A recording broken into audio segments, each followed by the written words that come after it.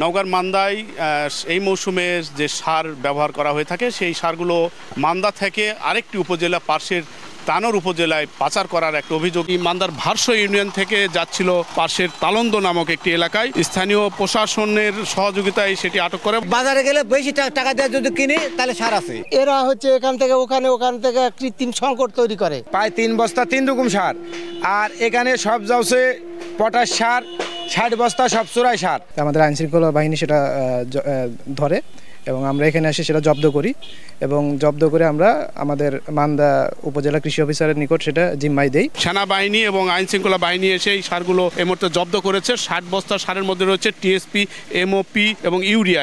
এই সময় এই এলাকায় আসলে রবি ফসলের যে চাষবাস করা হয়ে থাকে, বিশেষ করে রবি ফসলের মধ্যে রয়েছে সরিষা, আলু। হঠাৎ করে এই এলাকা থেকে অন্য এলাকায় সার বিক্রির যে প্রবণতা, দীর্ঘদিন ধরে এই একটি চক্র এই কালোবাজারে সার বিক্রির অভিযোগ করা হচ্ছে এবং এই সারগুলো চড়া দরে স্থানান্তর করার কারণে এই মুহূর্তে মোবাইল কোর্টের আওতায় নেওয়া হয়েছে এবং মোবাইল কোর্টের আওতায় নিয়ে এই সারগুলো জব্দ করা হয়েছে। স্থানীয় যে কৃষি বিভাগ রয়েছে, কৃষি বিভাগের কর্মকর্তা বলছেন যে এই সারগুলো জব্দ করে প্রয়োজনীয় পদক্ষেপ পরবর্তী ধাপে নেওয়ার জন্য তারা প্রস্তুতি নিচ্ছেন। যে ইউনিয়নের সার সেই ইউনিয়নে কৃষকদের মাঝে সুষ্ঠুভাবে বিতরণ করে সরকারি কোষাগারে, রাষ্ট্রীয় কোষাগারে টাকা জমা দেওয়া হবে।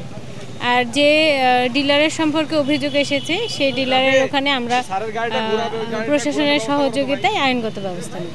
অসাধু কারবারিরা সারের বিভিন্ন সংকট দেখিয়ে সারের অতিরিক্ত দর নেওয়ার অভিযোগ দীর্ঘদিন ধরে এই এলাকায় রয়েছে এবং এই মুহূর্তে সার এই জব্দ করার মাধ্যমে এলাকার যারা চাষি তারা বলছেন যে সাধারণত দোকানগুলোতে সরকারি যে দর বেঁধে দেওয়া হয়েছে সেই দরের থেকে 200 থেকে 300 টাকা অতিরিক্ত নিয়ে এই সারগুলো কালোবাজারে তারা বিক্রি করে থাকেন এবং এই সংকটকে তারা দাঁড় করিয়ে অধিক মুনাফার সুযোগ নিয়ে থাকছেন ডিলার এবং এখানকার স্থানীয় যারা ব্যবসায়ী রয়েছেন।